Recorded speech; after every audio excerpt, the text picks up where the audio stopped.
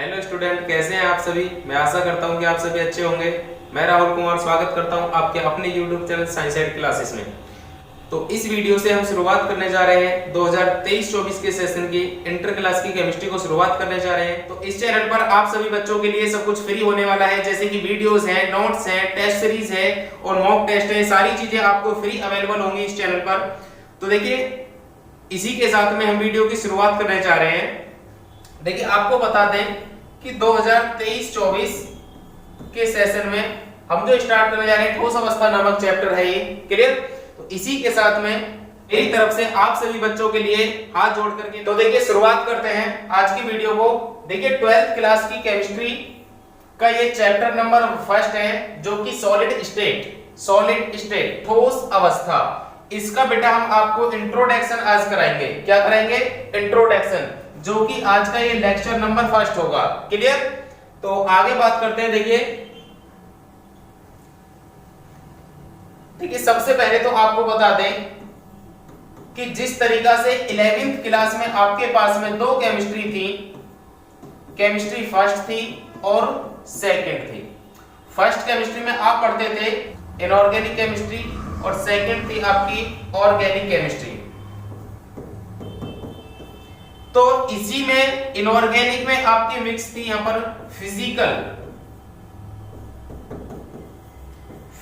Chemistry भी इसी में थी, क्लियर। तो इसी तरीका से आपकी 12th क्लास की जो केमिस्ट्री होगी वो भी 3 भागों में डिवाइड है। देखिए, आपको वैसे 2 ही भाग हैं, परंतु 3 भागों में डिवाइड है, जो कि फिजिकल केमिस्ट्री होगी, इनऑर्गेनिक केमिस्ट्री होगी और ऑर्गेनिक केमिस्ट्री होगी, clear. Physical chemistry, inorganic chemistry और ऑर्गेनिक केमिस्ट्री।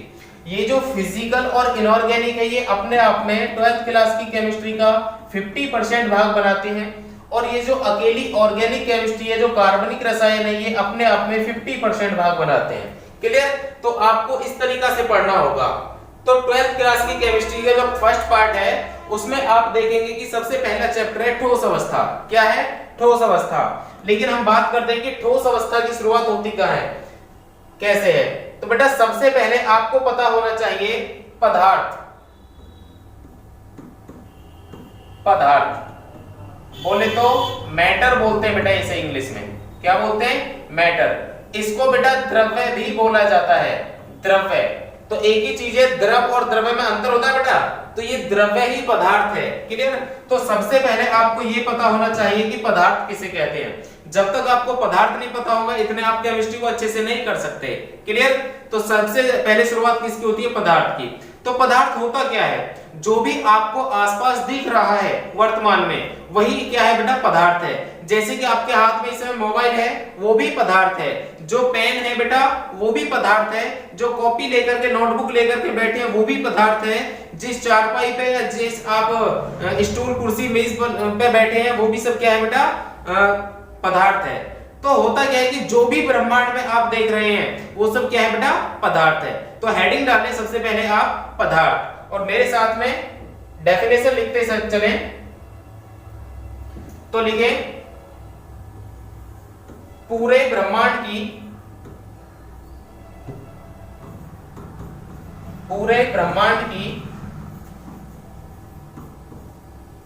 कोई भी वस्तु, पूरे ब्रह्मांड की कोई भी वस्तु जो स्थान घेरती है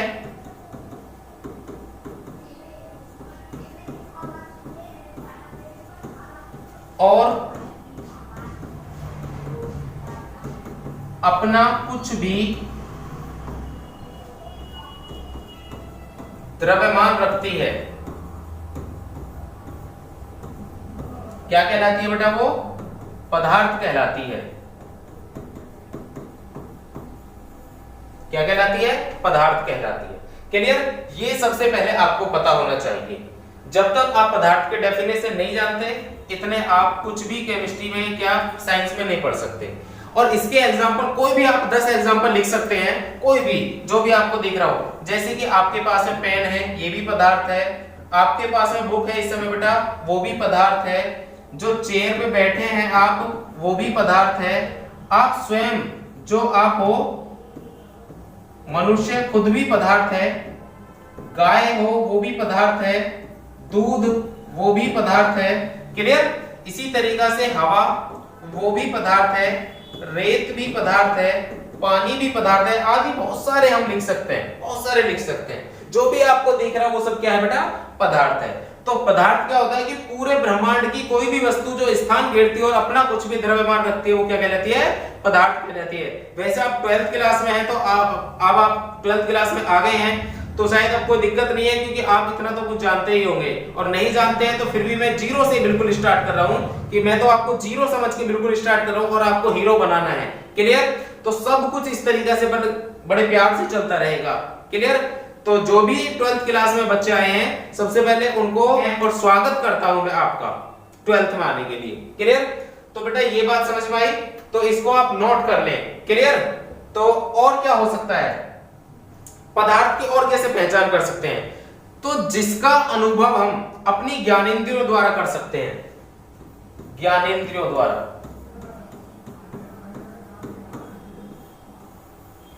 ज्ञानेंद्रियों द्वारा जिसका हम अनुभव कर सकते हैं वो सब क्या कहलाता है बेटा? पदार्थ कहलाता है। अब हमारी ज्ञानेंद्रिय कितनी होती हैं? 5 ज्ञानेंद्रियां होती हैं। जैसे कि सबसे पहले आंख, नंबर 2 नाक, नंबर 3 कान, नंबर 4 जीभ, और नंबर 5 है बेटा त्वचा। तो ये सब हमारी जो 5 ज्ञानेंद्रियां हैं, इनसे जिस चीज का भी हम अनुभव करते हैं बेटा वो क्या है? पदार्थ है। जैसे कि आंख से आपने किसी चीज को देखा, आंख से आपने किसी चीज को देखा, माना कि जैसे आपने मेज को देखा, तो मेज क्या है बेटा? अपने आप में एक पदार्थ है। क्लियर। इसी तरीके से, और ये पदार्थ है क्यों? क्योंकि ये कुछ ना कुछ स्थान भी घेरती है और बेटा अपना कुछ द्रव्यमान भी रखती है। द्रव्यमान बोले तो इसमें कुछ ना कुछ तो वजन होगा ना, तो बेटा इसलिए क्या है? ये पदार्थ है। इसी तरीका से नाक से किसी चीज को सूंघना, किसी चीज को सूंघना, जैसे बेटा यहां पर कोई परफ्यूम रखा है, परफ्यूम है, और परफ्यूम से जो निकलने वाली गैस है, ये जो गैस निकली है, इसको बेटा आप नाक से सूंघते हैं, तो ये भी क्या है? अपने आप में एक पदार्थ है, क्योंकि आपने सूंघा तो वो भी चीज क्या है? पदार्थ, कोई तो वस्तु होगी वो। ठीक है। इसी तरीका से कान से किसी चीज का सुनना। अब आप आवाज को सुनते हैं, क्या सुनते हैं? आवाज को, बोले तो ध्वनि। तो ध्वनि को आपने सुना, तो ध्वनि पदार्थ नहीं है अपने आप में, ध्वनि पदार्थ नहीं है, परंतु जिस भी चीज से ध्वनि आ रही होगी वो क्या होगा? वो तो पदार्थ होगा ना। जिस चीज से ध्वनि निकल के आ रही है वो तो पदार्थ होगा। जैसे कि आपका मोबाइल है, मोबाइल से आपको मेरी आवाज आ रही है, तो आवाज तो पदार्थ नहीं है, परंतु जिस चीज से आवाज आ रही है वो तो पदार्थ है। मोबाइल तो आपका पदार्थ है, उसमें स्पीकर्स लगे हुए हैं बेटा। क्लियर। इसी तरीका से जीभ, जीभ भी क्या है बेटा? ये हमारी ज्ञानेंद्रिय होती है और ये भी बताती है पदार्थ को, क्योंकि जीभ से हम क्या करते हैं बेटा? स्वाद को चखते हैं। क्या करते हैं? स्वाद को चखते हैं। अब स्वाद किस चीज का चखेंगे? कोई ना कोई तो वो पदार्थ होगा। जैसे कि माना कि आइसक्रीम है, अब गर्मियों का समय चल रहा है तो आइसक्रीम है, तो आइसक्रीम को जब आप बेटा चखते हैं तो ये भी क्या है? अपने आप में एक पदार्थ है। क्लियर। इसी तरीके से त्वचा, त्वचा जो हमारी होती है जिसे खाल कहते हैं बेटा, इससे अगर किसी चीज को टच करते हैं तो हमें उसका अनुभव होता है कि हमारी जो त्वचा है किस चीज से टच हुई है। जैसे हाथ से मैं इसको टच कर रहा हूं तो मुझे पता पड़ रहा है कि मैंने किस चीज को टच किया है, तो हमने जिस चीज को टच किया वो जरूर पदार्थ होगा। क्लियर। तो ये सब 5 ज्ञानेंद्रियों से भी हमें पता चलता है कि पदार्थ होता क्या है। क्लियर। तो जैसे कि अभी मैंने बताया कि हवा, ये भी बेटा एक प्रकार का पदार्थ है। अब हवा, कुछ बच्चे सोच रहे हो, ज्यादातर आप सभी जब 12th क्लास में आए तो सभी को जानकारी है कि हवा भी एक पदार्थ होता है। जो नहीं जानते हैं वो भी इस तरीका से सुन लें। तो हवा पदार्थ किस तरीका से है? माना कि आपके फ्रेंड का कोई जो बर्थडे है और तुम्हारे फ्रेंड ने फोन किया, हेलो संजय कहाँ हो तुम, और तुमको कॉल करा, तुमने कहा कि मैं इस समय कहीं अपने कस्बे में हूँ, तो वो कहेंगे अरे जब घर पे आओ तो आप एक काम करना कि मेरे लिए बैलून ले आना, तो आप बर्थडे का बैलून लेकर के जाते हैं मोटा वाला। तो ऐसा तो नहीं बेटा आप बैलून लेकर के उसे आप कैब बुक करेंगे, ऐसा नहीं करेंगे। आप क्या करेंगे? बैलून्स को लेंगे और आप पॉकेट में रख लेंगे और पैसे दे करके वहां से चलते बनेंगे। परंतु जब दोस्त के जहां पर पहुंचेंगे आप, तो वहां पे पहुंचने के बाद में आप क्या करेंगे? जब उसमें हवा भर देंगे तो इतना मोटा गुब्बारा हो जाएगा वो, इतना मोटा बैलून हो जाएगा। अब इतना मोटा हो जाएगा तो अब उसे दोबारा तो आप पॉकेट में रख करके नहीं जा सकते, उसको आप इतना बड़ा होता है जो आप लटका देंगे ऊपर, तो उसने क्या कर लिया, आप दोबारा पॉकेट में नहीं रख पा रहे बेटा, तो उसका मतलब क्या है, उसने क्या कर दिया, स्थान घेर लिया। क्या कर लिया बेटा, स्थान घेर लिया। और स्थान घेर लिया तो इसका मतलब क्या है बेटा, उसने वो अपने आप में क्या है, एक पदार्थ है, तो हवा ने उसमें स्थान घेर लिया, और जो स्थान घेरता है वो क्या कहलाता है, पदार्थ कहलाता है। क्लियर? तो आगे बात करते हैं। अब बात करते हैं कि बेटा ये पदार्थ जो है ये बनता किस चीज से, पदार्थ बनता किस चीज से, ये पता होना चाहिए। तो देखिए जिस प्रकार से हमारा जो मकान होता है बेटा, मकान को बनाने के लिए किस चीज की जरूरत होती है, बताओ जल्दी से। मकान को बनाने के लिए बेटा कमरों की जरूरत होती है। किसकी जरूरत होती है, कमरों की। कमरों को बनाने के लिए बेटा किस चीज की जरूरत होती है, दीवारों की। किसकी होती है, दीवारों की। और दीवारों को बनाने के लिए किसकी जरूरत होती है बेटा, ईंटों की। क्लियर? तो इस तरीका से तो मकान को बनाने के लिए किसकी जरूरत है बेटा, ईंटों की। तो इसी तरीका से अब मैं एक और एग्जांपल के माध्यम से आपको समझा रहा हूं। ये एग्जांपल नंबर 1 है और एग्जांपल नंबर 2। तो मैं बताता हूं कि देखिए जैसे आपका शरीर है, जो शरीर है वो शरीर किससे मिलकर के बनता है बेटा, शरीर मिलकर के बनता है अंगों से। किससे, अंगों से। और ये अंग किससे मिलकर के बनते हैं बेटा, अंग मिलकर के बनते हैं बेटा ऊतकों से। किससे, ऊतकों से, जिसे टिश्यू कहते हैं इंग्लिश में, और ये अंगों को पार्ट कहते हैं। और ये ऊतक किससे मिलकर के बनता है, ये बनते हैं बेटा कोशिकाओं से। किससे बनते हैं, कोशिकाओं से मिलकर के बनते हैं। क्लियर? तो शरीर को बनाने के लिए किसकी जरूरत होती है बेटा, कोशिका की।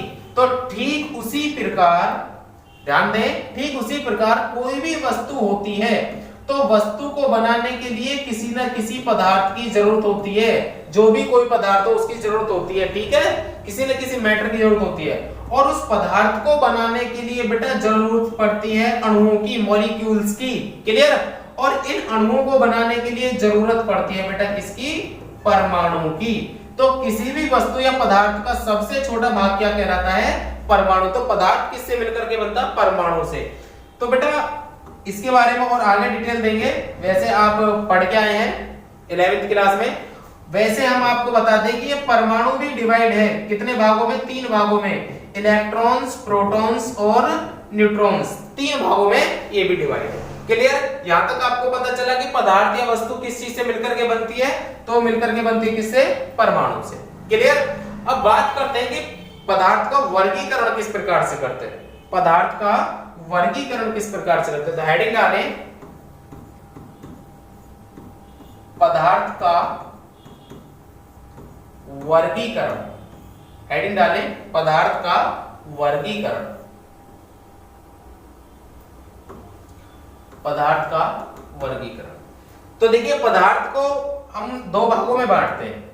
तो जैसे कि यहां पर है पदार्थ, और पदार्थ को बेटा मैंने कितने भागों में बांटा, 2 भागों में। इसी तरीका से आप भी अपने नोटबुक पे चार्ट बनाइए, 2 भागों में बांटा। नंबर 1 भौतिक वर्गीकरण, और बेटा नंबर 2 रासायनिक वर्गीकरण। रासायनिक वर्गीकरण। बेटा अब आप सोच रहे होंगे कि अभी हम टॉपिक पे नहीं पहुंचे हैं, परंतु यहीं से हम टॉपिक पे पहुंचेंगे कि हमारा टॉपिक क्या होने वाला है। क्लियर? तो भौतिक वर्गीकरण के आधार पर पदार्थ को सामान्यतः 3 भागों में बांटा गया है।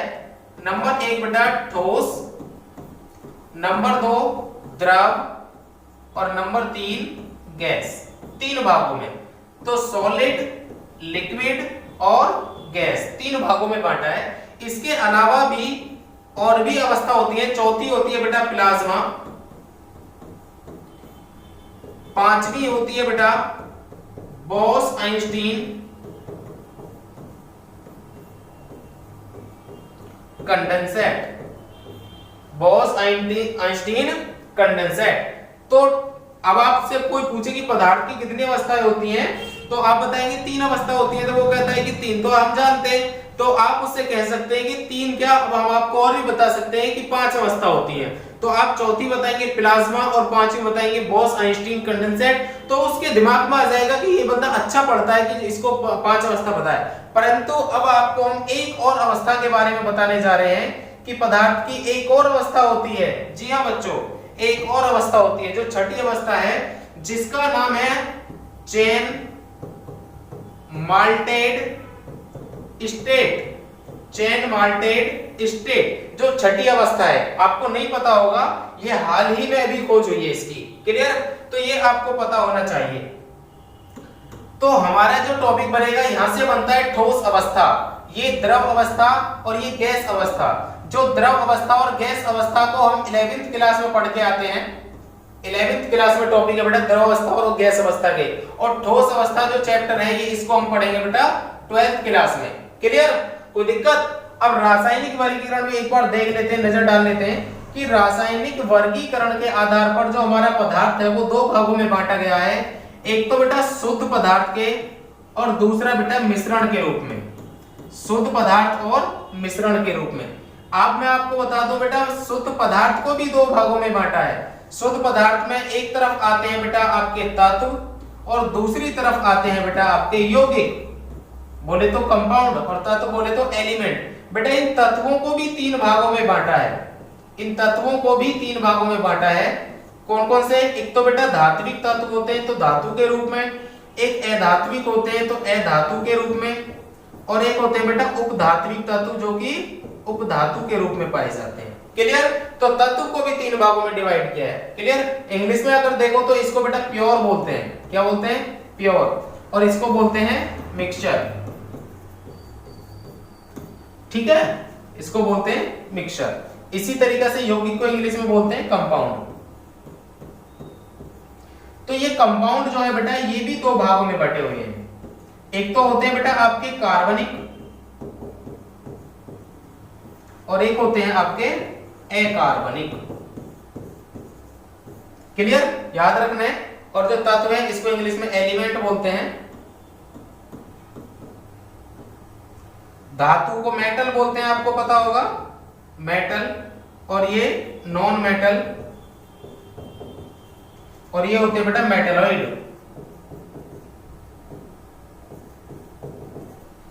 कार्बनिक बेटा बोले तो ऑर्गेनिक, और ये से बोले तो इनऑर्गेनिक। मिश्रण को भी बेटा दो भागों में बांटा है। एक तो होता है आपका समांगी, और एक होता है बेटा विषमांगी। बोले तो ये है आपका हेट्रोजीनियस, और ये होता है आपका होमोजीनियस। क्लियर? तो इस तरीका से हमारे पदार्थ का जो वर्गीकरण होता है। क्लियर? ये समझ में आया? यहां से आप सभी नोट कर ले, स्क्रीनशॉट ले ले, और इसके बाद आगे चलते हैं। ठीक है? तो जैसे कि आपको पता है कि पदार्थ की तीन अवस्थाएं होगी, जो कि ठोस, द्रव और गैस, जो कि भौतिक वर्गीकरण के आधार पर हम पढ़ेंगे। और जो चौथी और पांचवी उसको भी आगे बता देंगे थोड़ा थोड़ा, उसकी जरूरत नहीं है वैसे। तो मैं थोड़ा सा 11th क्लास का आपको थोड़ा बैक करा दूं कि वहां पे आपने पढ़ा था जो द्रव अवस्था है, जिसे इंग्लिश में बोलते हैं लिक्विड। तो किस तरीका से पढ़ा है? आपने पढ़ा कि पदार्थ की वह भौतिक अवस्था जिसका आकार तो अनिश्चित होता है परंतु आयतन निश्चित होता है। पदार्थ की वह भौतिक अवस्था जिसका आकार तो अनिश्चित होता है परंतु आयतन निश्चित होता है, उसे क्या कहते हैं बेटा? द्रव कहते हैं। चलिए मैं आपको थोड़ा बता देता हूं इसमें कि थोड़ा पीछे का याद करा देता हूं कि ठोस, द्रव, गैस किस तरीका से। जो ठोस है, द्रव है और गैस है, इसकी आपको थोड़ी सी पहचान करा देते हैं। तो देखिए ठोस किसे कहते हैं? ठोस किसे कहते हैं? तो आपने पढ़ा कि ठोस किसे कहते हैं कि जिसका आकार और आयतन निश्चित होता है उसे ठोस कहते हैं। जिसका आकार और आयतन दोनों निश्चित होते हैं उसे क्या कहते हैं? ठोस कहते हैं। अगर मैं आकार की बात करूं वो भी निश्चित होगा, और आयतन की बात करूं तो वो भी निश्चित होगा। तो ठोसों का जो आकार होता है बेटा वो कैसा होता है? निश्चित। और आयतन भी कैसा होता है? निश्चित।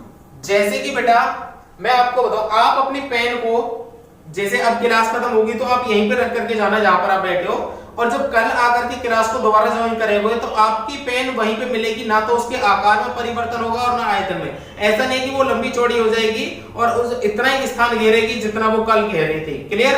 तो उसका आकार और आयतन दोनों निश्चित होते हैं। परंतु द्रव में बात करें तो द्रव का जो आकार है वो होता है बेटा अनिश्चित।